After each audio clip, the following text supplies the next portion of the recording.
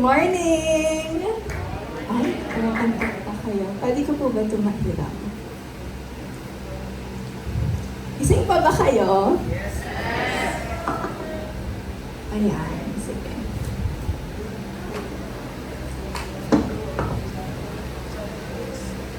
Yan, thank you po, Pastor, for introducing me. And thank you for having me. Thank you for having us here, yung buong family ko. Nakaka-bless kayo lahat, grabe. Na makitang on fire yung mga kabataan. Kasi di ba ang dami na ngayon na sinasabi na, corny naman yung maging Christian, praise the Lord, praise and worship. Pero nakakatuwa kayo makita mag-worship. Talagang binibigay niyo everything para sa Panginoon. So, palakpakan natin yung Panginoon. Ayan. So, sorry medyo baka makatulog kayo sa sa boses ko. Medyo ako kasing nonchalant sa pamilya. So, So, wag na akong tulugan Wag na akong tulugan. So, good morning everyone. Ako nga pala si Ate Ace. So, Doc Ace ako sa ospital, pero dito pwede niyo akong tawaging Ate Ace. So, I am 28 years old. Katulad ng sinabi ni Pastor, I passed the licensure exam last year. So, 1 year na akong nagdo-doktor sa Palawan. It's a provincial hospital, government hospital in Palawan. So, gumalit ako sa UP, sa Baguio, tapos nag-medicine din ako sa Baguio. Sino gusto dito maging doktor? Ayun, may isa na. Dalawa, tatlo. Ayun, hi mga dockies. Ayan. So, ayun. So, yeah, kalingan nyo. Sana magtuloy-tuloy kayo. Sige. So, this morning, I'm gonna talk about balanced life. Diba, ang binigay sa akin topic ni Pastor is balanced career. Pero, ginawa ko na siyang balanced life para mas generalize, para mas relatable sa atin. So, sino dito yung mga students? Lahat ba tayo students? Tayo! Tabi yung mga working. Wala. Okay, meron din. So, most of us are students here. And, ayun nga, para din sa mga gusto maging doktor, alam niyo na alam niyo na yung path in becoming a doctor is very matagal, di ba? Ako, nag-aral ako ng almost 10 years para maging doctor ako. So, kung isasama pa natin yung elementary high school ko, so more than 20 years na ako nag-aaral. So, next year mag-aaral ulit ako. So, never-ending never-ending studying. So, sa mga gusto mag-doktor dyan, mahilig pa kayo mag-aral? Oo daw, very good. Pero ako hindi ako mahilig mag-aral. So, talagang grace na lang ni Lord kung bakit ako nandito ngayon. So, nakaka-relate ako sa inyong lahat kasi isipin niyo 20 years akong student, 20 years akong nag-aaral, 20 years akong nagka-cram. So, I'm gonna talk about balanced life kasi alam ko na I wouldn't be where I am today, who I am today, kung hindi balancing life ko sa Panginoon. Diba? So, I'm gonna share to you my life, my testimony while doing this talk. So, alam naman natin lahat na balanced life is hard, right? Sino ditong may balanced life? Walang isa! Yay! So, ang hirap, super hirap. Alam nyo, ako isa yun sa pinaka mahirap na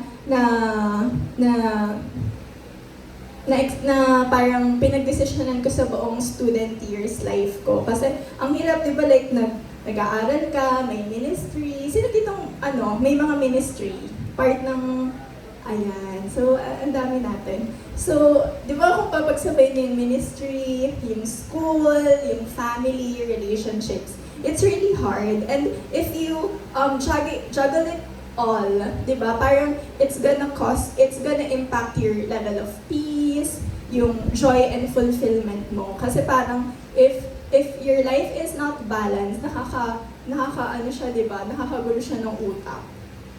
And hindi lang yun, nai-impact din yung spirituality mo, emotionally, mentally, physically, and relationally. So, ganun ka-important yung balanced life, di ba? Na ako naalala ko lagi yung sister ko kasi, di ba, na-share niya yesterday na marami siyang work from home siya, pero marami siyang work. So, kapag, alam mo na kapag out-balance yung life niya, ay yung work niya, kasi nagsusungit na yan sa bahay. Sorry, sister. Nagsusungit na yan sa bahay, di ba? Nakita niyo kapag stress na yung isang tao, ilalabas niya yung frustrations niya, yung ugali niya, yung pagsusungit niya, kasi outbalance na yung life niya, burnt out na siya kasi most of her time napunta na sa work. Wala na siyang ibang nilalabasan ng frustrations niya. Kaya, ganun ka-importante when you have a balanced life kasi it affects you buong pagkatao mo. And deciding how to spend your most valuable and limited resource of time, it is one of the most important decisions you make every day. Diba? Yung pag-decide mo kung gaano mo isa-spend yung time mo, isa yun sa mga pinaka-important na bagay na pagdedesisyonan mo sa buhay mo. Diba, every day of our life, we're deciding what to do. Diba, kunwari, may kinig ba ako ngayon? Or matutulog na lang ako? Mapupunta ba ako sa camp? Or gagawin ko na lang yung assignment ko? Pupunta ba ako sa camp? Or mag-ML na lang ako sa bahay? Diba? All of these decisions are very important. Why? Kasi, sabi dito, each step you take moves you either towards or away from God's purpose. And God's purpose and vision for your life. Diba? Every decision mo sa buhay mo, as a Christian, diba? Every decision mo sa life mo, it will either move you towards the Lord or not. And I pray na in every decision na ginagawa natin sa buhay natin, it will bring us closer to the Lord. Amen? Amen. So, ano nga ba yung balanced life? Ano sa tingin niyo yung balanced life? Sige. Ito si ate, doctor. Ano sa tingin niyo yung balanced life for you? Hindi niya ba alam? Sinong ano? Ano sa tingin niyo yung balanced life for you? Sino yung mga working na dito? Ayan, sige kuya. Sa akin yung balanced life na. Medyo kasi talaga mahirap siyang gawin. Totoo lang. Lalo na pagka, alam mo, binabudget mo yung time mo ganun. Totoo, wala. Minsan wala ka na pahinga eh. Minsan wala ka na rin yung time para sa sarili mo. Alam mo yung me time, mahalaga yun eh. Kasi dun mo dun mo may release yung stress mo, ganun. So sa akin, pag may balanced life ka, productive ka. Yun. Balansyari yung buhay mo kapag alam mo yung effort mo, hindi nag-cause ng stress sa paligid mo at blessing ka sa iba, hindi ka pabigat. Yun yung balanced life sa akin. Amen. O, narinig niyo ba yun? O, sige, from this team naman, ano sa inyong balanced life? Si Kyle. Ito na siya. Kyle, ano para sa inyong balanced life? Hindi ko ba alam? Ano ka ba? Junior high? Senior, junior high. Okay. Sa inyo, sige, ikaw. Si, name niya? Deo. I think balanced life po is when you do your responsibilities sa society, sa work, and also your responsibilities to the church, to the community in the church, and to yourself as well. Yes, tama kayo lahat, di ba? Balanced life is when you're productive and when you're able to do all your responsibilities sa mga important na people in your life, di ba? Pero alam niyo ba that there is a much deeper meaning ng balanced life, di ba? Ang balanced life daw, it's like when you're dancing, and it's like when you're dancing with the Lord, and the Lord telling you kung anong step yung gagawin mo. So yun yung balanced life. It's like God telling you what to do with your time. Diba? Having a balanced life is God telling you what you're gonna do with your time. And remember that our ultimate goal is to fulfill God's purpose for us. in each area of our daily life as we progress on our journey. Anong ultimate goal natin? Anong ultimate goal natin? In this life, bakit ka nandito sa mundong to? Ate Hershey. To fulfill God's purpose. To fulfill God's purpose, di ba? Para ma-fulfill mo kung ano yung purpose na binigay sa'yo ng Panginoon. Bakit ka ba nilagay dito ni Lord? Di ba? Wala ka bang kwenta? Nilagay ka lang ba niya para design lang dito sa mundong to? Hindi, di ba? Ginawa ka ni Lord kasi may purpose ka. Nilagay ka niya sa mundong to kasi importante ka, may purpose ka. And you have to do your part. You have to do that purpose. And that is our ultimate goal sa mundong to.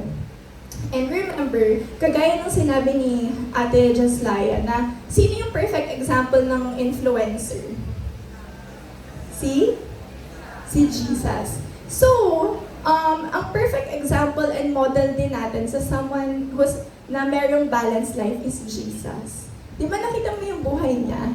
Kung gaano niya binalance yung ministry, yung family niya, yung relationships niya, yung self-care niya. Di ba? It's all balanced. Jesus is the perfect example of someone who has a balanced life. And,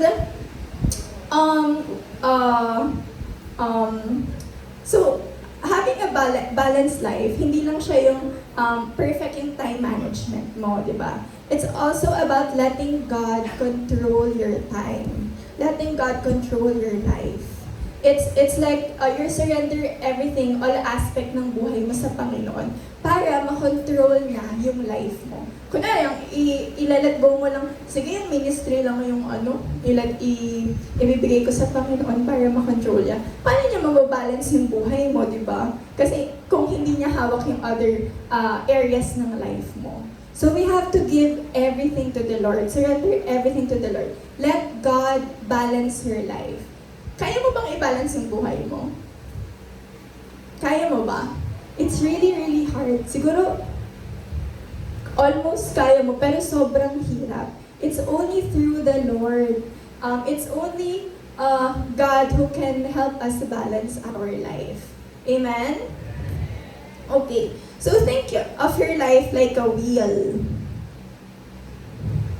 Yan. This is a wheel, di ba? So the center daw, it's called the hub. Ayan, yung center daw na yan, ang tawag dyan hub. Tapos makita niyo yung sa center niyan, may mga nakaano sa kanya. May mga nakadikit. Ang tawag daw dyan, spokes. Anong tawag? Anong tawag sa gitna? Center. Hub. We call it hub. Okay. So the center is the hub and the spoke ay yung nakapaligid sa kanya. Ang tawag din spokes. So think of your life like this. It's like a wheel. So what's the center of your life? Ano yung center ng buhay mo? At ano yung mga spokes na nakapaligid dito?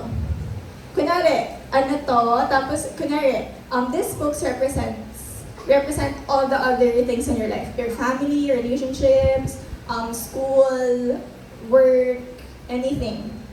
You have papers, right? Sige, ano nga kayo? Drawing kayo ng wheel. Tapos isulat nyo kung anong nasa gitna, yung center ng life nyo ngayon.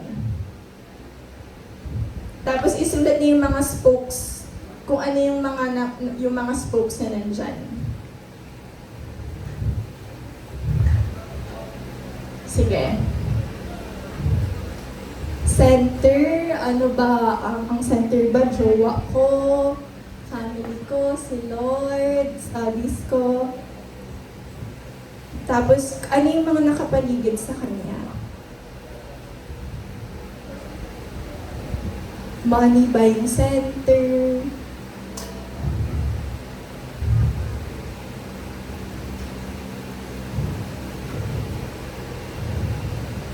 Okay, sino tapos na?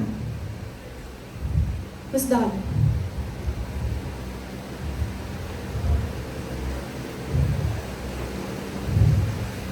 Kahit hindi lahat, ano lang, kahit kunyari 4 spokes or 5 spokes. Si Ate Justin, ano yung sa center ng ano mo? Ano yung sa center ng yung hub mo? Tsaka yung spokes mo. Now, sa life mo ngayon. It's okay, walang right or wrong answer. Sa'yo lang, ano yung center mo ngayon? Ano yung mga spokes mo sa life mo ngayon? Studies, friends, si God. Yun. So, ang center, ang hub ni Ate Justin is family niya. Tapos yung spokes niya, yung studies niya, yung studies, friends, si God, and other things. Sino pa? Ate Kyla. Ano yung center mo tsaka yung spokes mo? Si God po, just family po muna. Tapos po, So, ang center ni Ate Kyla is si God, tapos yung spokes niya daw, family and studies. Ito, si Ate, Ate Chasey. yung center ko po si God, tsaka po yung spokes ko po ng family, friends, and studies.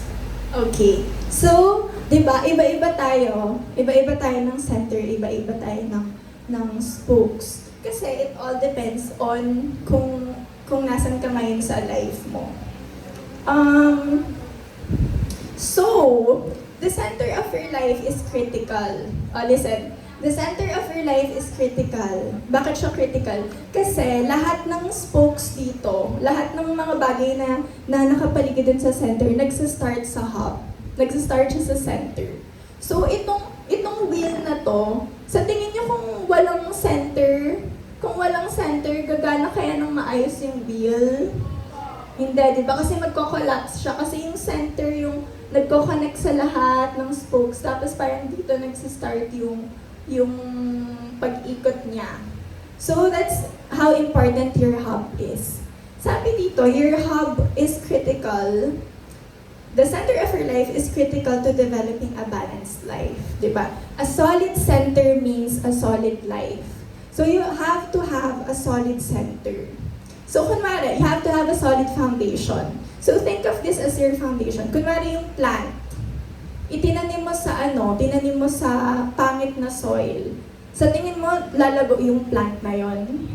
Hindi, mamamatay siya, di ba? Kahit na gaano kaganda yung plant na tinanim mo dun sa soil na yon, kung pangit yung soil, mamamatay at mamamatay yung plant na yon. Kahit na gaano kaganda yung relationship mo sa family mo, kahit na gaano kaganda yung studies mo, pero kung ang center ng life mo is unstable, kung pangit yung center ng life mo, mamamatay at mamamatay yung mga bagay na nakatanim.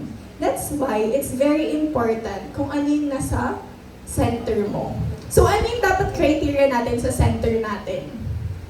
Dapat stable, dapat powerful, dapat consistent, di ba? Ano pa? Dapat, it's the source of your power. So sa tingin mo, ano yung pinaka-best na magiging center natin? Something that is stable, that is powerful, that's able to do everything. It's God, di ba? If your center is God, your life will be really stable. Kahit na anong mangyari sa family mo, kahit na anong mangyari sa relationships mo, sa studies mo, if your life is centered kay God, it will be stable. Hindi ka easily magko-collapse. So that's how important having God as the center of your life. Diba? When I was in college, binasa ko yung Purpose-Driven Life. Nabasa niyo ba yung Purpose-Driven Life? Okay. Sino nakabasa ng Purpose-Driven Life? And, okay, so 2 pa lang. So, ang dami kong natutunan sa book na to. And pinaka-important, isa sa pinaka-favorite ko na natutunan sa book na to is to live a focused life. Sige, sabihin niyo, focused life. So, ano daw yung focused life? It is, yung life mo mag-e-evolve lang dun sa isang focus. Diba? So, parang you have this priority, you have this,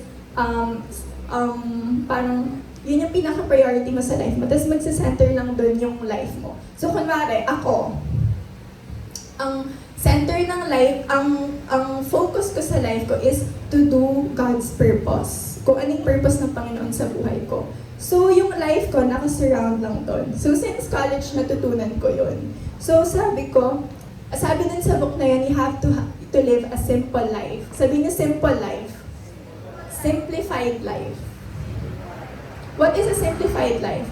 A simplified life is just, hahayaan mo na yung buhay mo, mag-evolve lang siya dun sa focus mo. So, kunwari, ang focus ko to live God's purpose. So, lahat ng bagay na hindi nagko-contribute dun sa center ng life ko, hindi ko binibigyan ng energy, hindi ko binibigyan ng pansin. For example, will this relationship help me to live the purpose na binigay sa akin ng Panginoon? If the answer is no, I'm not gonna give any effort or energy sa relationship na yon. Kunwari, will this activity lead me closer to the Lord, to the purpose of God? If not, I'm not gonna give any energy or focus dun sa bagay na yun. Hanggang sa na mapapansin mo na nililive mo yung life mo, simplified. Diba? Simple lang. Kasi kung ano yung nagko-contribute lang dun sa focus mo, yun lang yung hahayaan mo na maka-affect sa buhay mo. Kung ano bang sinasabi ng mga kaklase ko sa akin, will it affect me dun sa purpose dun sa focus ko? If not, hindi ko sila papansinin kahit anong sabihin nila. Diba? Ano ba, yung mga extracurricular ba na to, will it lead me towards the Lord, towards God's purpose? If the answer is no, I'm not gonna give any effort. So that is simplified life. So you have to live a focused life. So yun yung natutunan ko sa book na yun. And, na natutunan ko hanggang med school. So when I was in college, ganun din ako kay Kuya AJ. Ano ba? Hindi naman ako matalino. Hindi ako matalino, hindi rin ako mahilig mag-aral. Pero, my focus in life is to glorify the Lord in everything that I do. Ang focus ko sa life ko is to do His purpose. So, ang priority ko talaga nun is to glorify the Lord. So, I prioritize my ministry.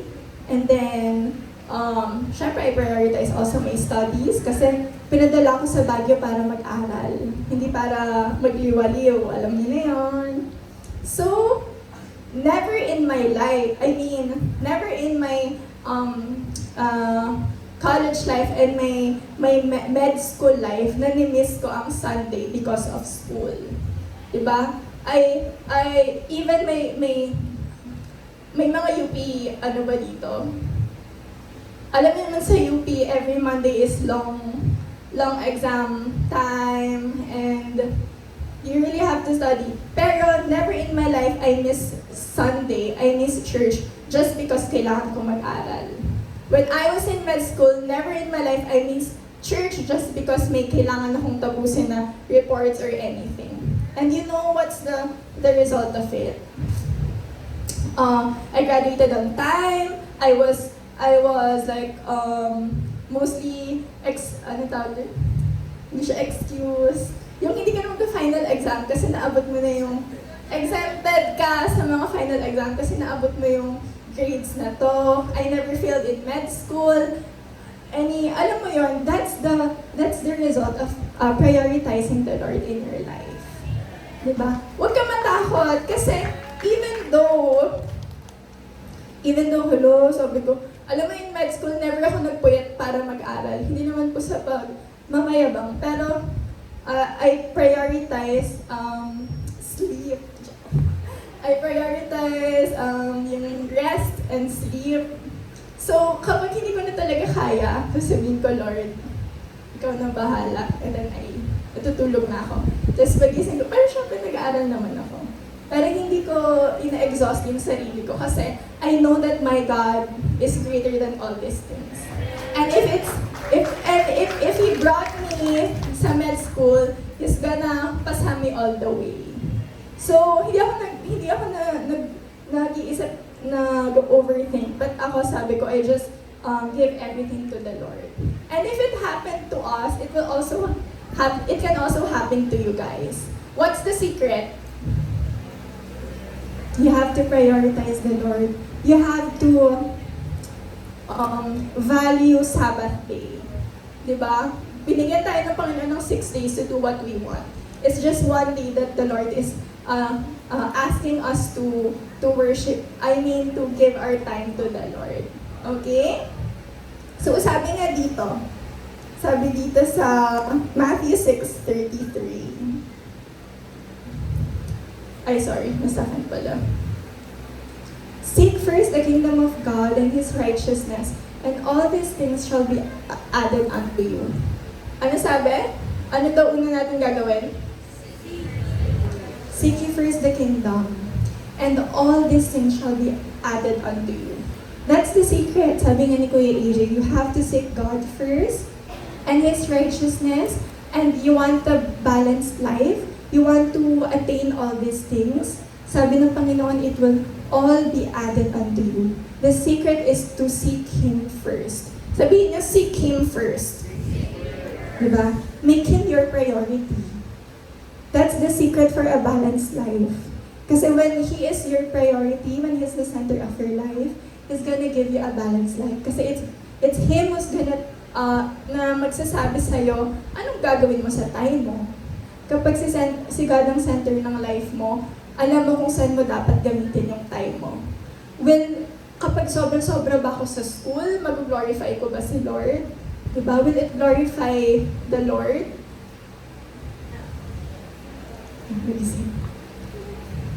Siyempre hindi kasi na-compromise mo na yung ministry time mo, yung family time mo. Kapag sobra-sobra na yung time mo sa friends mo, will it glorify the Lord? No. So, the Lord will give you conviction until ma-realize mo na, ay, balance na yung life ko kasi sinusunod ko kung anong sinasabi sa akin ng Panginoon. So, what's the secret sa balanced life? Prioritizing and obeying God.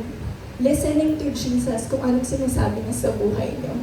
Okay? It's very important na ngayon pa lang maintindihan niyo na to as a kid. As a kid? As a teen, as a youth. Diba? Kasi ako natutunan ko to nung youth ako. Like, 16 ako nung mag-college ako, 16. Diba? And yun yung natutunan ko sa buhay ko na carry ko until now.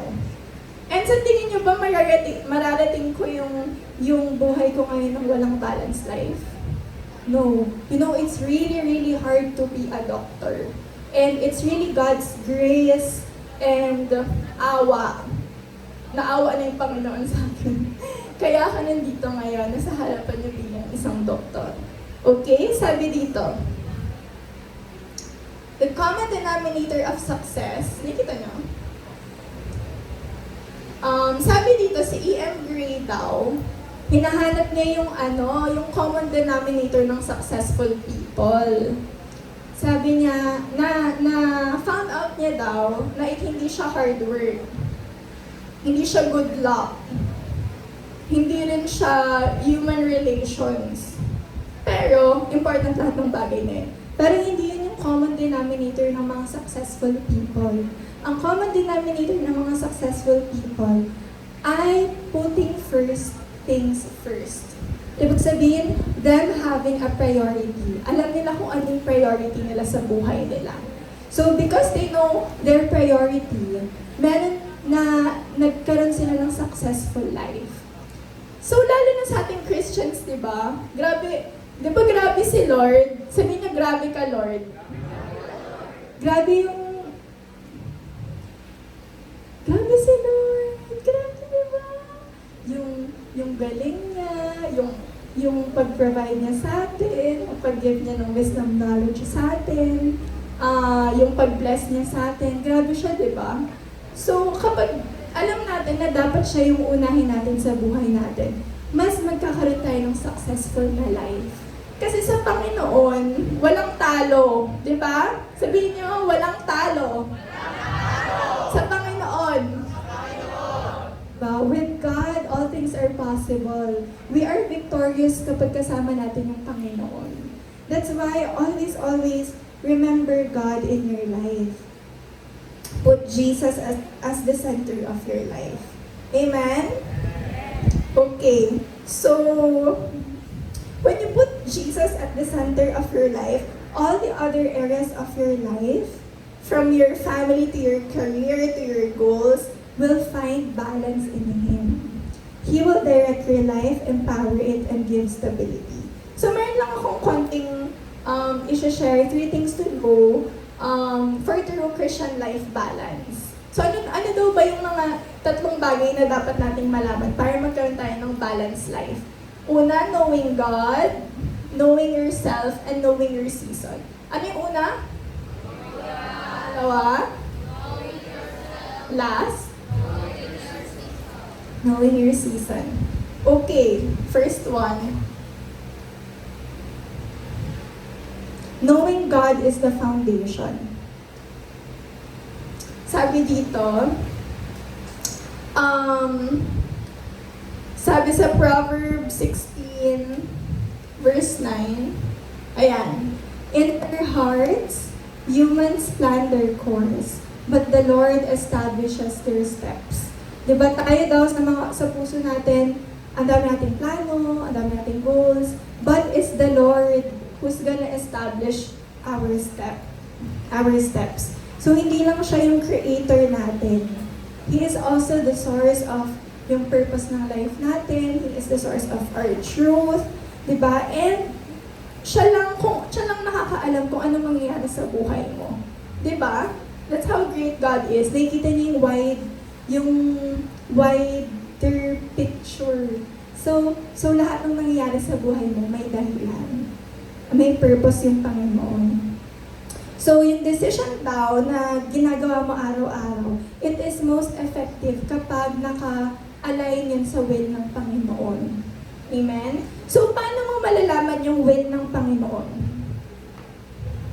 How will you know God's will? Kunwari si Arian meron siyang masamang plano. Paano mo malalaman yung masamang plano ni Arian? Di ba dapat kilala mo si Arian? Dapat malapit kayo. Kasi, kapag may relationship kayo, pwedeng sabihin ni Arian kung ano yung plano niya. Di ba? So, ganun din sa Panginoon. Paano natin malalaman yung will ni Lord? It's by knowing Him. It's by knowing God. For example, paano mo malalaman kung purpose mo sa life mo? Sino nagtatanong dito kung ano pa yung purpose nila sa buhay? Kung ano pa yung kung ano pa yung purpose ni Lord sa buhay mo? Ako, minsan, nasa process pa rin ako ng finding my full, kung ano talaga yung purpose ng Panginoon. Siyempre, maliban din sa glorifying the Lord, yung specific purpose ng Panginoon. Nandun pa rin ako sa process of finding it. So, paano mo malalaman, di ba, kung ano yung purpose ng Panginoon sa buhay mo? It's by knowing your Creator. Kunwari, nag-invento ka ng isang bagay. Kunwari, inimbento ko to, hindi nyo alam kung ano to. Sinong makakapagsabi kung para saan to? Siyempre, ako yung gumawa nito, di ba? So, ako nang makakapagsabi kung para saan to. So, ganun din yung Panginoon sa buhay natin. It's only the Lord who can tell you kung anong purpose mo sa mundong to. So, paano mo malalaman yun? It's by knowing your Creator, who your Creator is. That's why it's very important to know God as the foundation. Pag alam mo kung sino yung Panginoon, alam mo kung paano mo i-live yung life mo. Okay? So, ano yung guide natin sa buhay? Yung Bible. Sino nagbabasa ng Bible? Ayan, very good. So, lahat naman tayo nagbabasa. So, by knowing God, paano makilala sa God? Si God by reading His Word, by reading the Bible, by spending your time with the Lord. And, sabi dito, yun nga, knowing God's will, it is the foundation to deciding what takes priority as we balance our life. So, kapag alam mo yung will ng Panginoon, alam mo kung ano yung ipaprioritize mo sa buhay mo. Ano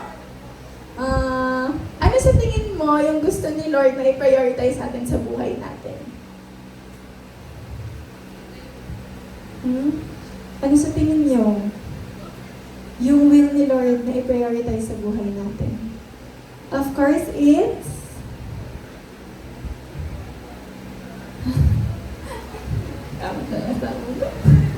it's glorifying the Lord. Of course, it's serving Him. Yun yung gusto ng Panginoon na i-prioritize natin sa buhay natin. Diba kaya niya nga tayo ginawa para mapapurihan natin siya, para mapagsilbihan natin ng Panginoon. And, paano mo nalaman yun? It's by reading the Word. So, kung hindi ka nababasa ng Bible, hindi mo alam kung ano yung will ng Panginoon. So, malolost ka sa buhay. At ayaw natin yung mangyari sa atin, di ba? Kasi we want to know our priority para ma-live natin yung life natin balance. Okay? Sabi dito.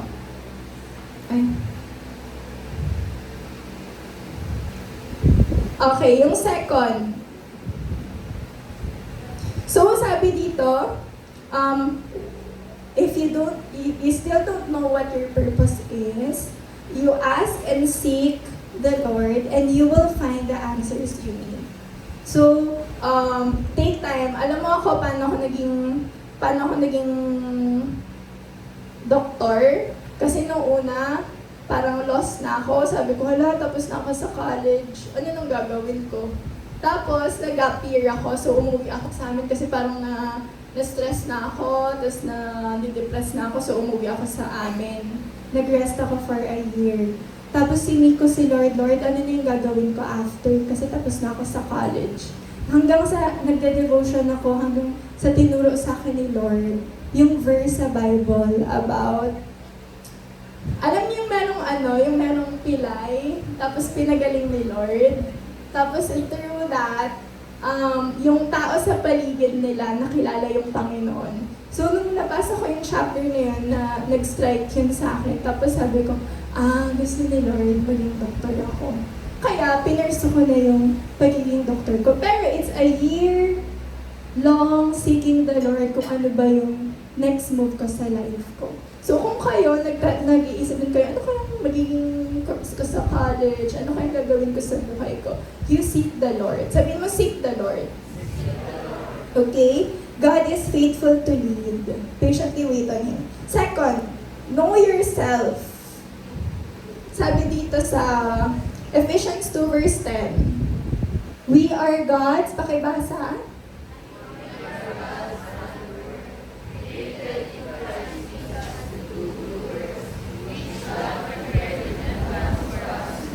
Yes.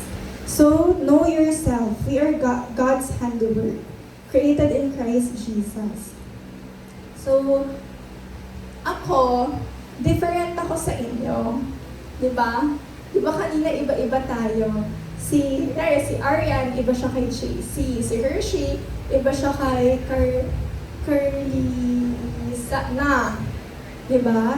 Iba-iba tayo. So, hindi mo pwedeng i-base yung life mo dun sa mga influencers, dun sa mga nakikita mo sa social media, or sa amin, or kay Ate Aya. Kasi iba-iba tayo ng buhay, di ba? Uniquely tayo ginawa ng Panginoon. So you have to know yourself.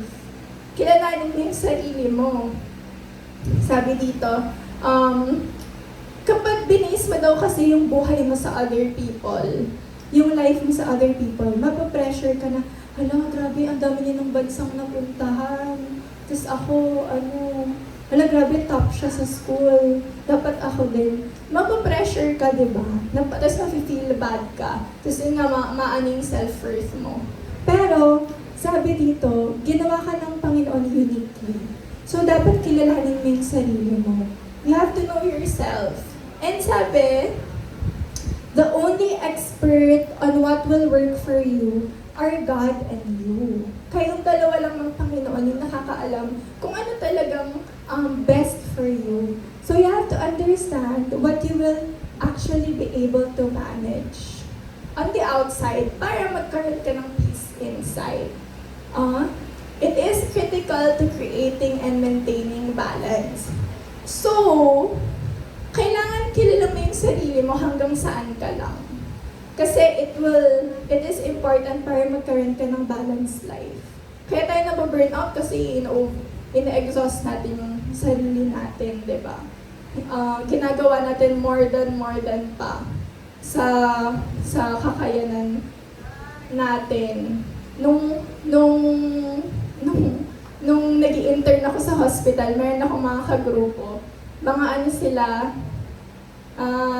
secret lang mga ano sila, mga alam mo yung trying to do everything. Eh, hindi ako ganon. Ako, alam ko kung ano lang yung kaya kong gawin. Alam ko kung ano lang gusto kong gawin. So ako, ginagawa ko yung work ko. Tapos kapag natapos ko na, uuwi na ako. Tapos nagagalit sila, bakit daw ako ganon. Pero ginagawa ko naman yung work ko nang mag-ayos at maganda. Pero sila gusto nila, hindi, dapat samahan ko sila dun sa mga, over na yung ginagawa nila. Hindi naman ako binabayaran ng ospital. Diba? So bakit ko gagawin yung mga extrang bagay? Joke lang. Pero, diba, you have to know yourself. Alam mo na, okay, may duty pa ako bukas so hindi ako dapat mag-overtime para hindi ako magkasakit. So alam ko na hanggang ganito lang yung work ko, natapos ko na yung work ko, uuwi na ako, mag-rest na ako. Para tomorrow, excellent pa rin yung magiging trabaho ko kasi hindi ko in-exhaust yung sarili ko. Okay, so you have to know yourself. Di ba sabi nga kahapon, hindi naman competition yung buhay. Binigyan ka ng self-worth, hindi para makipag-compete ka sa other people. Di ba? Kasi mahalaga ka kung sino ka. Ginawa ka ng Panginoon uniquely, so hindi mo dapat hindi mo kailangang ano tawag ito? Bida yung sarili mo. Nasa dulo ng bigla ko. Pero hindi mo kailangang gawin yan sa sarili mo, pahirapan yung sarili mo para makilala ka ng iba. Kasi you are the light of this world. And kahit na anong gawin mo, yung glory ni Lord magsha-shine sa'yo. Amen? Okay, know yourself. Okay, lastly,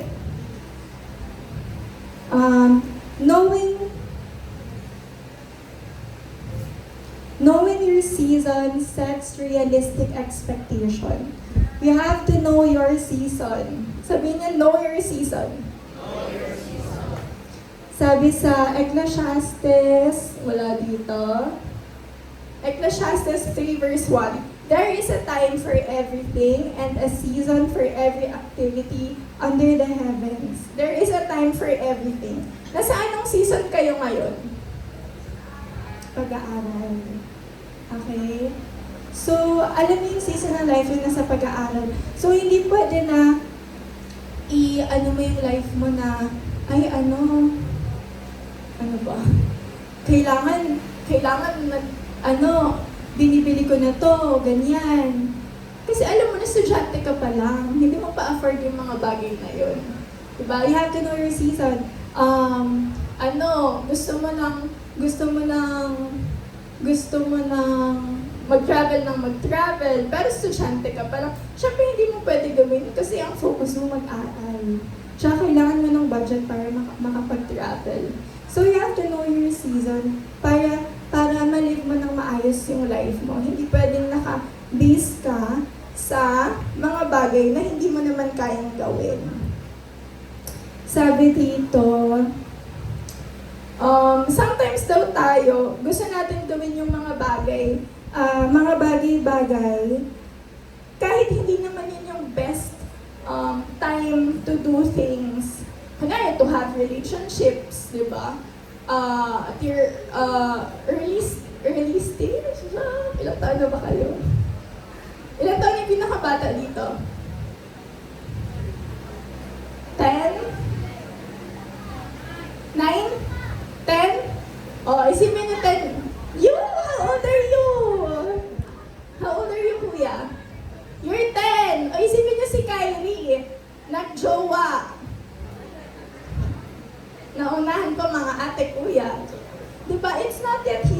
season. So, kunwari, nag-jowa ka ng bata ka pa, tapos isipin mo, i-juggle mo pa yun, may studies pa ako, tapos family ministry, tapos may jowa pa ako. Diba? Nakaka-stress. So, early relation, guys, hindi ko sinasabi na ano, pero you have to be wise. Diba? Your focus now is to study, is to spend time with the Lord, to grow spiritually. So, know your season. Alamin mo kung saan mo dapat nilalaan yung oras mo. Okay? To have a balanced life. So, sabi dito, you have to seek the Lord. Di ba sabi kanina, may mga plano ka sa buhay, pero still, it's the Lord who will establish our steps. Ask the Lord, Lord, dapat ko ba itong gawin? Dapat ko bang i-spend yung time ko dito? Sabi dito, no matter what your life stage or responsibilities, God sees you. He hears you and He will walk with you. Ano lang dapat natin gawin? Seek the Lord. Ask God for wisdom. Para malaman natin how to spend our time and energy and to become and fulfill para ma-fulfill natin yung purpose ng Lord sa buhay natin. Diba? To progress in what matters most, keep focus on God's will. Saan daw tayo mag-focus? God's will in this season. Instead of comparing your activities to those of others, meet yourself where you are. Meet yourself where you are, because God does. So, the process of building a Christian life balance is hard. Ang hirap, diba? Parang ang dami mong dapat isipin. Pero ano yung pinaka-basic na dapat mong gawin? Ano yung pinaka-foundation na dapat mong gawin in living a balanced life, having a balanced life? Know God. Seek God. Because it's only Him who's gonna teach you how to live a balanced life. Actually, yun lang talaga yung point ko. ngayong time na to, sabi dito, having a balanced life will enable you to make a life impacting decisions sa buhay mo. Diba? It will help you make the right decisions sa life mo. You will not, ma-restore, kapag kilala mo yung Panginoon, kapag pinaprioritize mo siya sa buhay mo, alam mo kung saan mo isi-spend yung time mo, di ba? Tapos, so hindi mo na isi-spend yung time mo sa mga walang kwentang bagay. Sabihin niyo walang kwentang bagay. At ang Panginoon, He has given you the wisdom and knowledge para malaman kung ano yung mga walang kwentang bagay. So, sasabihin ng demonyo sa'yo, ay, hindi, gawin mo yan. Gawin mo to, ganyan. Pero yung Holy Spirit, kino-convict ka, alam mo na walang kwentang bagay yan. So, ikaw, ano gagawin mo? Magpapautok ka ba sa demonyo? Or you will be wise and listen to the Holy Spirit? Matalino ka o hindi? Matalino. Sino matalino? Siyempre lahat tayo kasi binigyan tayo ni Lord ng wisdom and knowledge. So you have to be wise kung paano mo isi-spend yung time mo. Huwag mong hayaan sabihin sa'yo ng demonyo, ay, uto-uto naman to eh. Uto-uto, gagawin nila naman kung ang sinasabi ko, hindi. Because the Lord has given you the wisdom and knowledge kung paano mo isi-spend yung time mo. And tayo, usually nagpapauto lang tayo sa demonyo, kaya ang dami natin ginagawa sa buhay. Pero if you know how to live a focused life, diba, it will help you to be successful in life. At most importantly, it will help you para magkaroon ng deeper relationship with the Lord, which is our priority. Okay? To live God's purpose.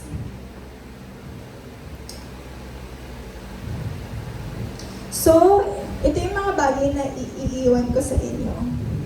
If you look at your life as a wheel, what would be the center? Isipin nyo mamaya, after. What would be the center of your life? Ano yung biggest distractions nyo that keep you from having a balanced life? That keep you from letting God direct your life? Ano yung mga distractions na yun sa buhay nyo? So, ano yung pinaka-biggest obstacle nyo to putting Jesus at the center of your life? So, isipin yung mga questions na yon and mag-reflect kayo sa buhay nyo. Do we all want a balanced life? Diba? Gusto natin lahat. So, what's the first thing that we should do? Put Jesus at the center of your life and prioritize Him in your life. Amen? Sabihin niyo prioridad. Prioridad. Sinong prioridad niyo? Jesus. Well, talaga? Amen. So, narinig ni Lord yan ang prioridad niyo ay si Jesus at lalong narinig ng demonyo yan. So, ulit-ulitin niyo sa buhay niyo na ang prioridad niyo ay ang Panginoon. Ipakita niyo sa demonyo, sa kaaway na hindi ka niya malilinlang dahil ang prioridad mo ay ang Panginoon. Amen? Amen. Sige, let's pray. Amen. Lord, we thank you for today. Thank you for your goodness and your faithfulness, O God. Thank you because we know that we can live a balanced life, Panginoon, through you.